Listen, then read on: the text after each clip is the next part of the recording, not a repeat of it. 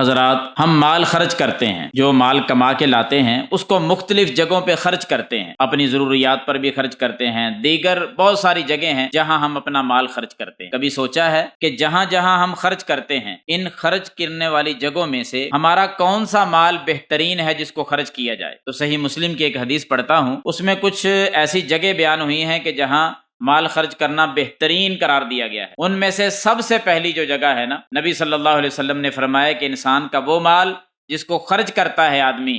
بہترین مال وہ ہے جس کو اپنے اہل و عیال پہ خرچ کرتا ہے، اپنے بچوں کی ضروریات ہیں وہ پوری کرتا ہے، بیوی کی ضروریات ہیں وہ پوری کرتا ہے، قربانی کا سلسلہ ہے، دیگر ماہ رمضان آ جاتا ہے یا کوئی اور ایسا موسم آتا ہے، عید کا موقع آ جاتا ہے، تو اپنے گھر والوں پہ مال کھلے دل سے خرچ کریں، جتنا اللہ نے دیا ہے اس کے مطابق آپ خرچ کریں، انشاءاللہ وہ مال بہترین مال ہوگا۔ اسی حدیث میں آگے اور بھی بیان ہوا ہے کہ اللہ کے راستے میں خرچ کرنا، میدان جہاد پہ خرچ کرنا، میدان جہاد میں جانے والی سواریوں پر خرچ کرنا اور وہاں استعمال ہونے والے اسلحہ پہ خرچ کرنا، یہ ساری وہ جگہ ہیں کہ ان پر خرچ کیا ہوا مال بہترین مال ہے۔ تو احباب اس بات کو نوٹ کریں کہ اللہ نے مال دیا ہے تو ان جگہوں پہ خرچ کریں اور اپنے مال کو بہترین شمار کروائیں۔